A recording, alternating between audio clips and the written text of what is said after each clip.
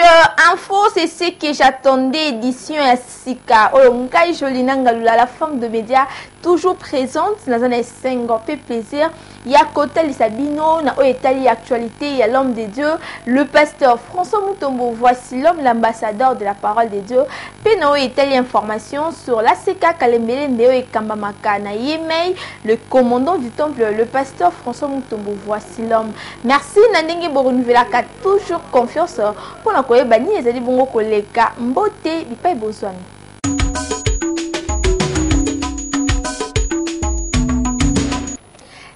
La édition et mon cornelelo VH Actu pour notre nous était toujours présent à son poste, le pasteur François Mutombo. Voici l'homme, l'ambassadeur de la parole de Dieu, Azakoko, un thème sur le renversement des hôtels, 3e module, Mingi Mingi, à l'Obelina partie. Il y a Songe, Mokolo, mercredi 17 octobre 2018, à Betty C'était, Nao et tel avertissement parmi critères, il y a Songe, détail dans le commentaire.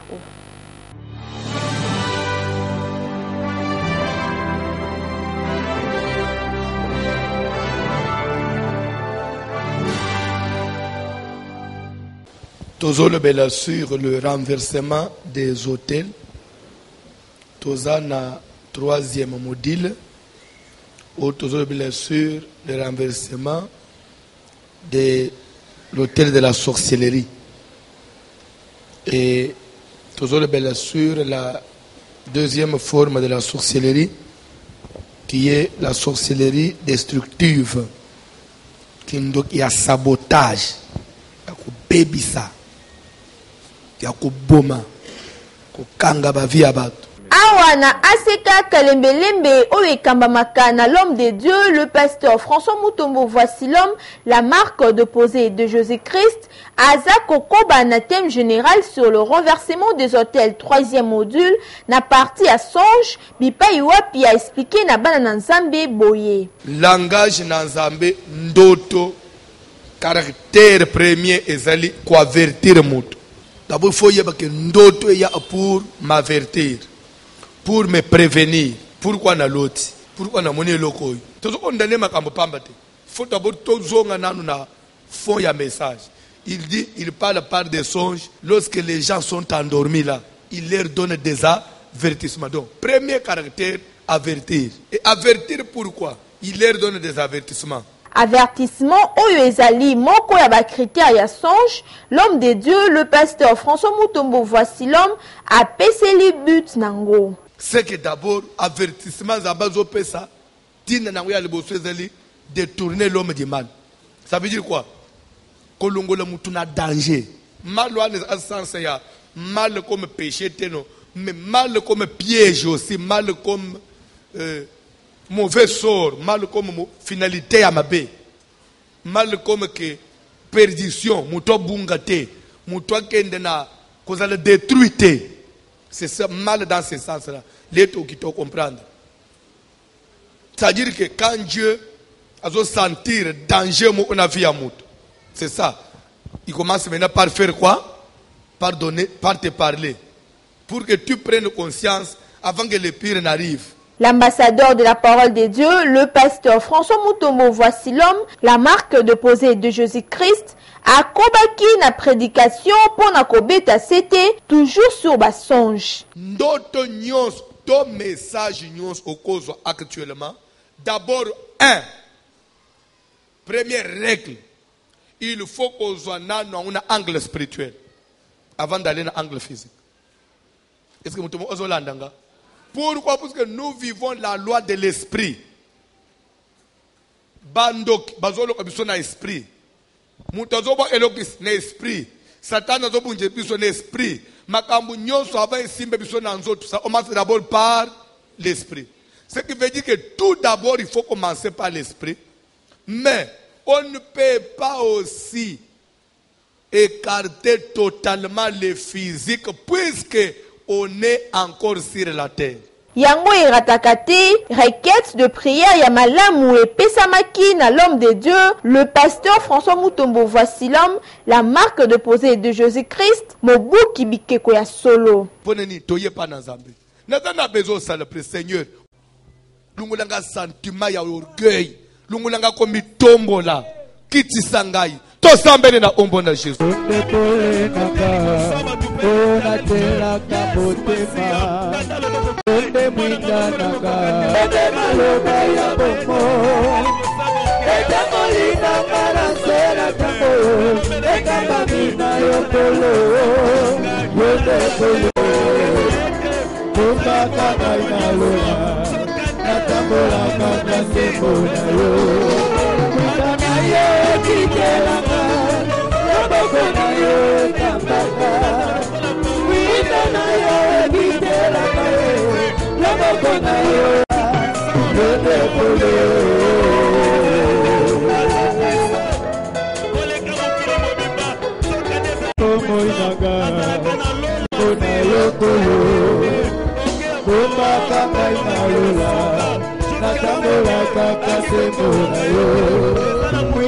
Papa, maman, ndeko mobali pe ndeko mwasi aseka kalembelembe ezo fongola bana na Nzambe miso na ba prédication ya kitoko yaka kozwa part ya bénédiction na yo na mateya ya malamu oyo l'homme de Dieu le pasteur François Mutombo voici l'homme aza kopesa. C'est vrai, ndoto nzamba kola isayo tolobite ke ndoto nyo seza amabe mais faut tu eba d'abord nzamba loba pourquoi. Est-ce que nzamba ko fanda kana lola ayabanda kola isayo a plaisir peut-être à ces pélissayo.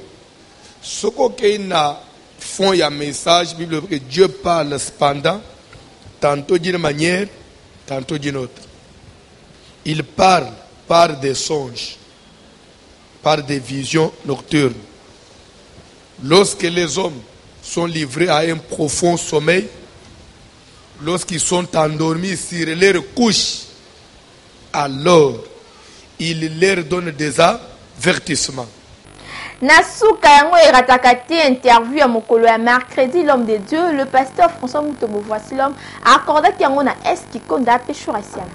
Oui, vous savez quand quelqu'un qui hier il était rien commence un peu à vivre une élévation, voit un peu de l'argent entre les mains, commence un peu à voir les gens commencent à les considérer. Souvent les gens oublient les faibles commencements. Ils se permettent de n'importe quoi, oubliant que Dieu, il résiste aux orgueilleux, mais il fait grâce aux humbles. S'il y a un péché auquel vraiment Dieu, je dirais même, il n'a pas pitié, c'est l'orgueil. Dieu considère l'orgueil au même titre que l'idolâtrie. Dans la vie, il faut vivre avec les gens, parce que si je suis pasteur, si je suis élevé, c'est par rapport aux gens que Dieu a mis autour de moi. Et si je commence à ignorer ces gens-là, c'est que même mon élévation n'a pas sa raison d'être. Jeudi 18 octobre 2018, après prédication à Kitoko, l'homme de Dieu, le pasteur François Mutombo voici l'homme, l'ambassadeur de la parole de Dieu, a accordé une interview dans Estikunda. Tout comme déjà n'a pas comment interpréter les songes, des messages clairs et nets, soit aux autres rêves, le belayo, les mêmes interprétations. Soit aux autres, et comprendre déjà, ils ont du cinéma. Tout comme troisième catégorie, ils ont d'autres où ils ont codé, où ils ont la moï, des codango, des places tous à comment procéder dans d'autres modèles. Marche na biso na conscience na biso nde ekutali toza ba innocent ou pas totali sikendo to ezali ko kendo interpréter c'est le ba image te opo na lotinya mala isinini na le tumaire sinon d'autres faut soit sens général faut qu'on soit plus sur l'interprétation aux on ndenga ya forme te mais ndenga penza ya fond. J'ai déjà donné la différence entre les songes et la vision nocturne. Il reste songe au chemin, j'y arriverai. Mokolo ya mardi 16 octobre 2018, l'ambassadeur de la parole de Dieu, le pasteur François Mutombo, voici l'homme, la marque de posée de Jésus-Christ. Alain Disaki Lisusu Bananzambe, toujours un grand thème sur le renversement des hôtels. Troisième module, Mini Mingi n'a parti à songe. La détail n'a commentaire au flamand noir à Saliponabiso. Au moins les babiloko yozo mona muto zolota zolwa ndoto ka papa za ndoto ndoto c'est la vie, c'est la vie. Toujours la continuité, il y a thème sur le renversement des hôtels, troisième module. awana aseka kalembelembe oyo kambamaka bongo na l'homme de Dieu, le pasteur François Mutombo. Voici l'homme, la marque déposée de Jésus-Christ. Mokolo ya mardi 16 octobre 2018 abetaki c'était sur le songe na exemple ya Joseph. Pour interpréter les songes de Pharaon, il a commencé par interpréter les songes de 2 prisonniers. Mais pour arriver à interpréter les songes de 2 prisonniers, il a commencé par écouter comment ses grands frères avaient interprété ses propres songes. À partir de l'interprétation de ses propres songes que sa famille avait interprété, ça l'a aidé aussi à aller interpréter les songes des autres. Interpréter un songe n'est pas de la magie, mais il suffit seulement d'avoir une connaissance. Na oyo etali interprétation ya songe, nde le commandant du temple, l'homme à la tunique de plusieurs couleurs, l'homme de Dieu, le pasteur François Mutombo. Voici l'homme, l'ambassadeur de la parole de Dieu à Lobakiboui. Interpréter les songes ne pas, soit il n'y a pas méthodologie moko, ou soit formule moko, ou soit connaissance moko exacte. Mutoko de la ya que soki par exemple la baloti nzete lingi olobaboy. Baloti mai non. Quand Joseph dit à Pharaon ce n'est pas moi, ça veut dire que interpréter les songes n'est pas le domaine d'un homme. Mais il dit c'est à Dieu qu'appartiennent les explications. C'est Dieu qui peut te donner une explication favorable. C'est-à-dire que d'autres, pour bien interpréter, ça demande aussi par rapport à ces songes qu'il y ait une inspiration particulière. Pas seulement une connaissance, comme si on s'en kanga makambu yake. Ce qui va l'autre moisi et l'ingo olobaboy. Ce que l'autre moubal. Bon papa, net muta l'autre mboa. L'autre mboa, mboa c'est impudicité. Qui t'a dit ça? Qui t'a dit ça? Na oyo etali ba songe, l'ambassadeur de la parole de Dieu, le pasteur François Mutombo. Voici l'homme a lendisi bana na nzambe lisusu boye. Ata oloti baso kata yo mutu. Ata oloti baso yiba yo mwana na libumu. Nous pouvons tourner cela. Paix est comme favorable. Dieu est capable de faire qu'à cela il y a une suite favorable. Je suis venu dire quelque chose à quelqu'un. Si on doit interpréter, on doit tenir compte des 2 songes à Pharaon.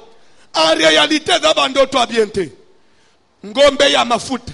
Après ngombe ya mabe, ele ya mafuta. C'est que d'autres se solidaires na nini? Na échec. Ba branche ya kitoko. Ya mabe bimi, ele ya kitoko. D'autres se solidaires na nini? Na échec.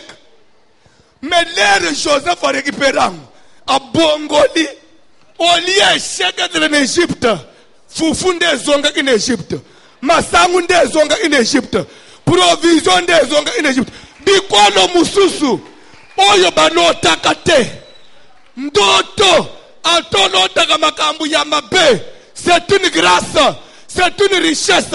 Pourquoi Dieu me montre à des Yamabe parce qu'il me l'a montré avant, je peux déjouer.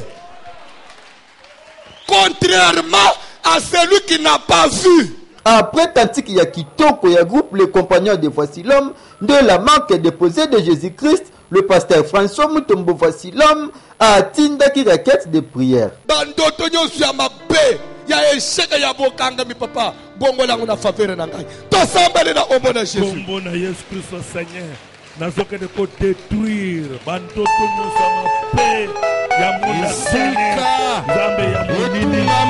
Sans le prier. Ma message non négatif.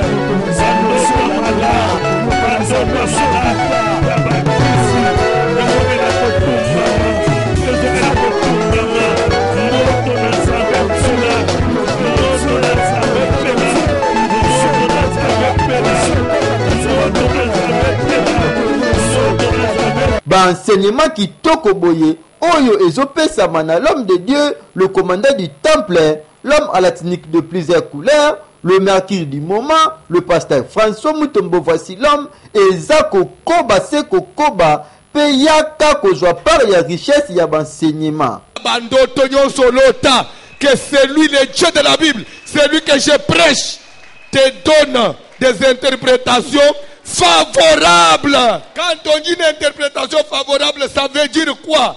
En d'autres termes, ça veut dire pas seulement Joseph avait répondu au roi, mais en d'autres termes, Joseph avait intercédé pour le roi. Que Dieu te donne une interprétation, pas défavorable, mais favorable, pour dire que les songes que tu as là, et même, et balouka, et tourné dans sens favorable, na yo, et na défaveur na yo te, mais que na faveur na yo. Et lorsque Joseph a interprété, roi Talia Lobby, oh ndotoy, si j'ai besoin d'obtenir la faveur de Dieu, il faut utiliser Joseph. Penasuka, l'homme de Dieu, accorda qui interview na Eskikonda Bolanda. Je crois qu'il est le 6e critère, répétition des songes.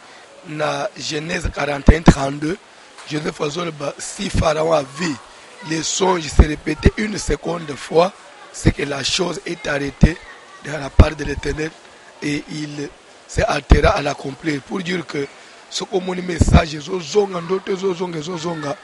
faire attention. Forme et quoi qu'il faut changer, ou quoi l'autre image, mais fond. Ce qu'on a une analyse, aux autres une interprétation, le fond reste le même. Totalement, c'est pas dans un l'autre moyen ou le même publicité. C'est pourquoi nous on n'interprète pas une seule image, mais c'est le récit, l'état, l'ensemble des songes. Avec la connaissance, avec la parole de Dieu, avec la prédication, l'enseignement, nous devons comprendre en tout cas Yangai Nabeta Ipembe. Veille de prière na ACK Kalembelembe Salemaka du lundi au vendredi na yango intéressant qui magazine Voici l'homme info pambate bananza mbayaka ebele batikaka bandako na bango pona kotombola bongo boné na Nzambe bolanda à travers commentaire.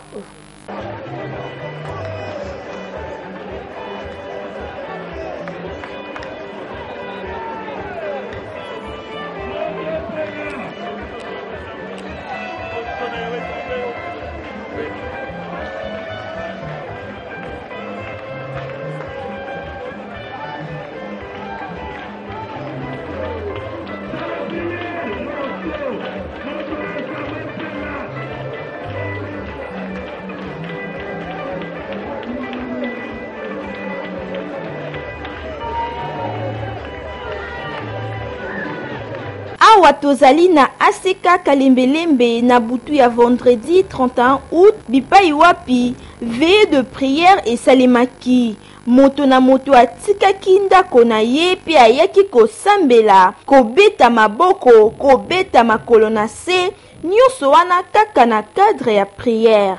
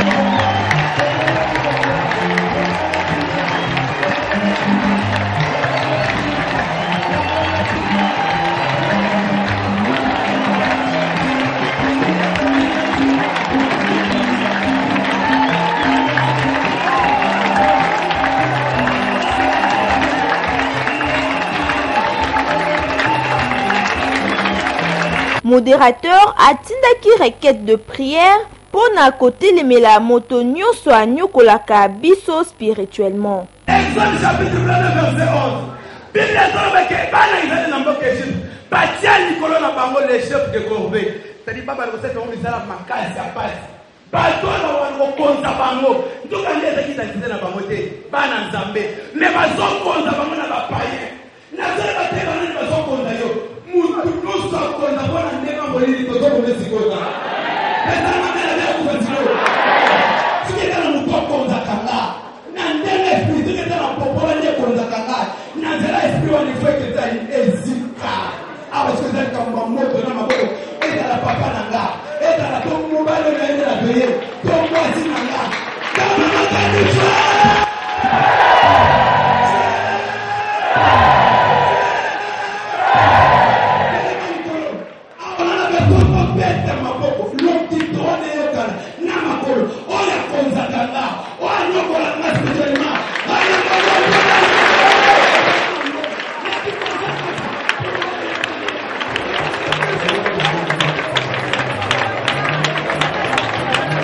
Après la séance de prière, lokola ezalaki veillé, bana na nzambe basalaki pose na ba louange pe mabina.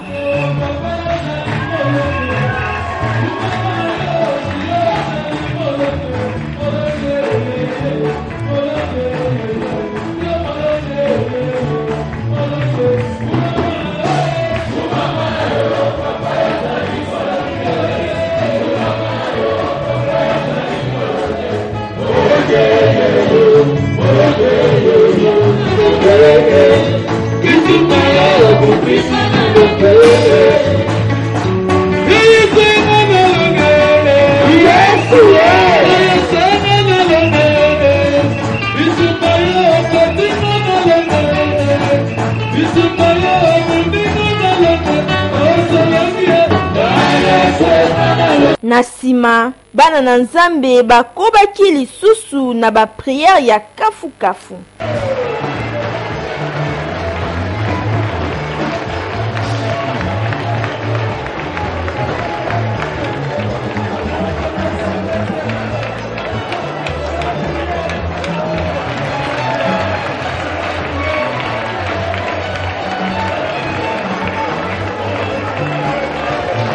Kosukisa reketi ya suka epesamaki mpona kotambola likolo ya nguya nyonso ya mabe. Kopana na yo nguya nyonso molili batelemisa liboso na yo po yo osala eloko te na vie. Ozalaka moto ya mbongo lelo tikala eloko pamba, ozalaka marie lelo komi célibataire, nguya wana ozalaka na bana zen lelo batikali te akoza kindoki ya famille, akoza nguya kutime bandeko fo totambola likolo na ngo ozotambola likolo ya pauvreté, ozotambola. Papa, mama, ndeko mobali pe mwasi bosimba pe boyeba ete na aseka kalembelembe siège ya babuki bikeko. Veillée de prière et salemaka du lundi au vendredi. Boyei malamu.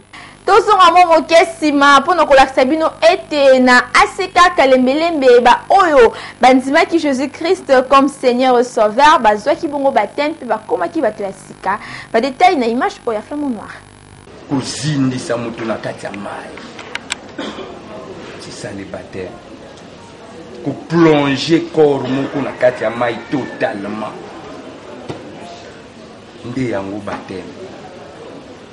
Est-ce qu'on l'a dit? On l'a dit bien. Bazalaki plus de 200 personnes baebandimi kozwa baptême en Jésus-Christ. Bango nyonso basanganaki na veillée ya vendredi 31 août 2018. Bipai wapi modérateur apesaki origine ya baptême na mokanda ya Matthieu chapitre 3 kobanda na verset 1er. On a déjà te comprendre que mutu ya liboso abanda lisolo ya baptême eza Jean-Baptiste. Libatisi ya mai ebandi nde na Jean-Baptiste. Ya nkutu babengaka ye Jean le Baptiste. Pona nini Baptiste na kati kuna ozomona déjà baptême. Pa banda ko baptiser bato.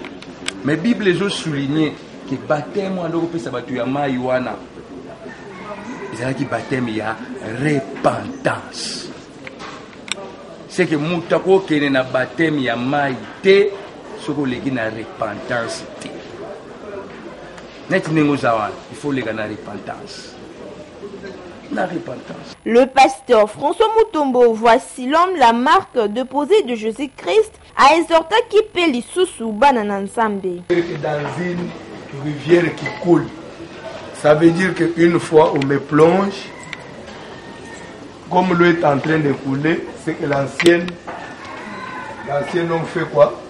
Il passe, il coule. Et quand on me sort de l'eau, je sors une nouvelle créature. Pour vivre maintenant une nouvelle vie.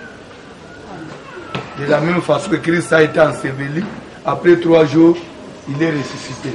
Lorsqu'il était ressuscité, c'était avec un autre corps, un corps glorieux. C'est qu'après le baptême, nous autres maintenant, nous autres assis. Nous autres, nous refléter ce que vous m'avez entendu. Après Matéa, bango nyonso bakendaki nzela destination na mai ya njili, lieu ya baptême. Avant ya kokota na mai, modérateur alendisaki lisusu bana na nzambe. Que okota na mai, Obima. Saint-Esprit ayez pas na yo. Lobby makambo vie peut changer. Amen. Et loko tozo sala na yo lelo nde babangi fongo la lola. Ola pambola yo. Amen. Na nsima ya louange pe prière ya makasi, moto moko alekaki bongo na baptême pona kokoma moto ya sika.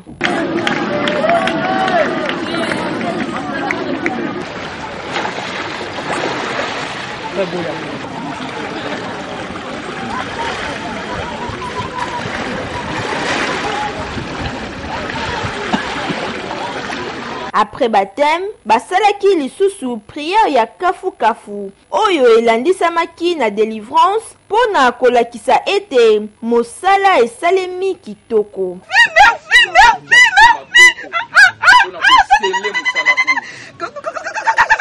Amen. Alléluia. Amen. Pe na sima mokolo ya dimanche 2 août 2018, le pasteur François Mutombo Voici l'homme, la marque déposée de Jésus-Christ, atiaki bango maboko pona kolakisa ete bakomi ba Kristu ya solo. Nasuka ba serviteur ya ACK Kalembelembe ba accompagnaki ba chrétien pona baptême balobaki liboso ya caméra ya Flamand Noir. Bon, ce que nous avons battu boye, eza natina na kokokisa lioba nzambe o yesu alobaki na kotinda baekoli bokende la mokino surtout botia sango malamu pe bobatisa bato donc bande ko moni belé bazana simananga baepe kokokisa moko ya lioba nzambe o yesenga ete tout chrétien tout nouveau converti donc azana a devoir ya kozwa pe baptême. Pourquoi baptême? Parce que ça peut que notre maître Jésus-Christ yepe na tant que na bonzoto na ye azwa ki pe baptême. Yango biso pepe que tout croyant a bengem pe que a passer pe que na baptême pour akokisa moko na loba na Nzambe na kata bomwe na ye. Oui, awa na maya njili na cadre ya baptême. Oui, pour nous baptiser dans la bicho ya ACK Kalembelembe. Baptême est allé un point vraiment doctrinal dans la religion chrétienne. Baptême est ça le marakaka na mai oyo ezo couler, mai oyo ezo chol, parce que par le baptême ezokufa na yesu pe tozosekwa na yesu mai ezokule ekei na mutu oyo akala. Oui, toyaki lelo awa na esika oyo na rivière ya njili na libota na nzambe kobatize bana na nzambe kolanisama liloba na nzambe eza koyeba keno bato bazala baptisé parce que le baptême ezali aussi voie moko ya salut na vie ya mutu nde toyeki lelo kosala mosala na bana na nzambe kati na esika. C'est dans l'eau et l'eau qui coule nde babatizaka mutu. Quand on dit que baptiser Jésus, il y a ni la piscine, ni la carte seulement quelconque. Il y a qui est arrivé à Jourdain, nous allons baptiser. Donc, étant Jésus étant notre modèle, nous devons imiter, c'est bizarre, imitateur de Christ. Alors nous devons aussi la ce qui s'est passé dans la vie à Christ, nous devons aussi quelques bateaux qui peuvent baptême, bango pe basara qui malobate, toujours Flamand Noir pour la image. Puis je me suis dit que cette fois-ci c'est mon tour. Donc je suis là depuis 2 semaines. Puis je dois dire que c'est le clou de mon séjour ici à Kinshasa. L'enseignement du pasteur, c'est quelque chose d'assez profond. Moi je suis de tradition catholique au départ. Bon, dans la famille il y a des catholiques, il y a des protestants. Mais j'ai au fil du temps été habitué à aller vers des protestants aussi, à suivre des enseignements, mais vraiment l'enseignement du pasteur François a quelque chose de profond. Et quand tu acceptes, ça veut dire que ça te touche, tu es en accord avec ce que l'homme de Dieu dit et tu te rends compte que oui, on a écouté beaucoup d'hommes de Dieu avant, mais là vraiment, les liens qui sont faits entre l'Ancien Testament, le Nouveau Testament, l'interprétation même.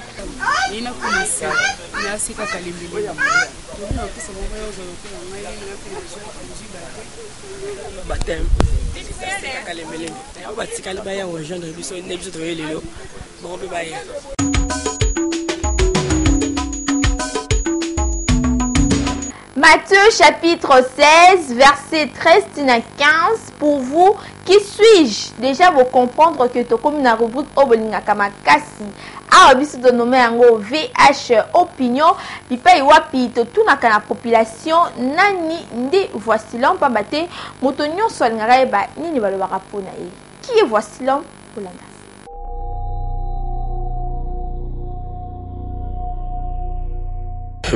Pasteur François Mutombo, c'est un frère, pour moi c'est un ami.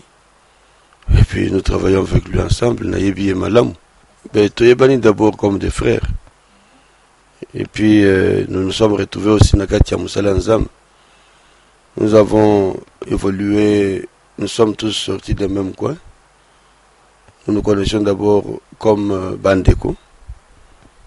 Et puis Tokutane Nakati Moussala Nzam.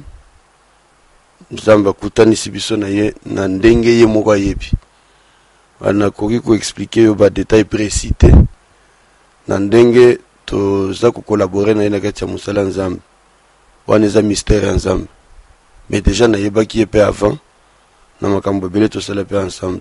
C'est quelqu'un que je connais très bien. D'abord eza Tumoko qui aime la parole, qui enseigne bien. Ce que j'apprécie, c'est la profondeur qu'il a de la parole de Dieu.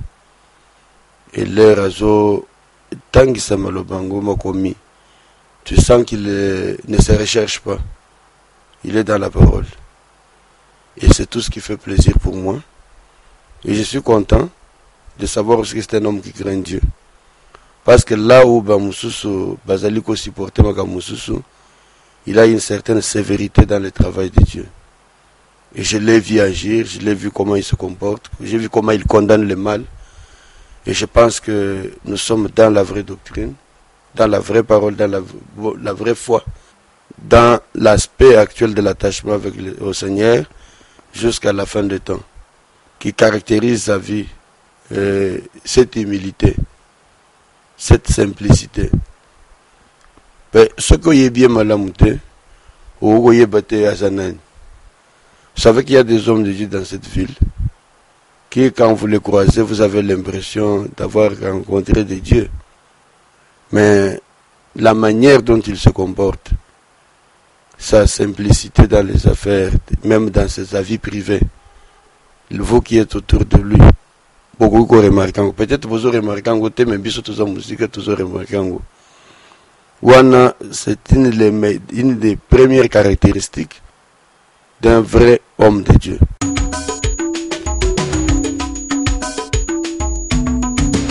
Page rose na édition ya mokona lelo nani asa à l'honneur.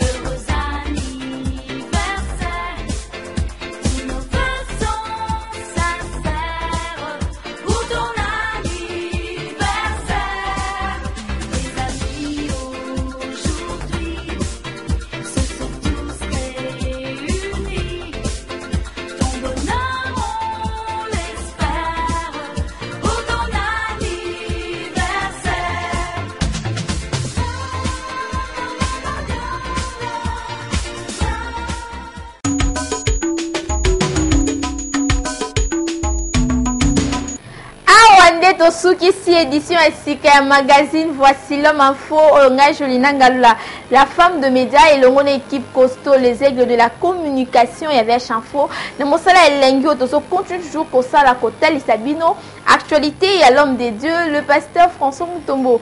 Voici l'homme l'ambassadeur de la parole des dieux Peno Italie ACK Kalembelembe Mobimba grâce à Eski Konda Shurasiana PC Noah yango denyo seleki ki toko sans oublier na papa li konzi la colonne vertébrale na supervision P papa Israël Doustiaba l'aide de l'ogle na coordination. Salutations spéciales na balandi nyonso ya magazine Voici l'homme info mingi na Guichou Mutombo la réserve de l'Éternel na Papa Shalom secrétaire na Voici l'homme hospital, sans oublier Maman sociale, Maman Yabanebele, Maman Mimi Mutombo, la première dame de l'ACK Kalembilende.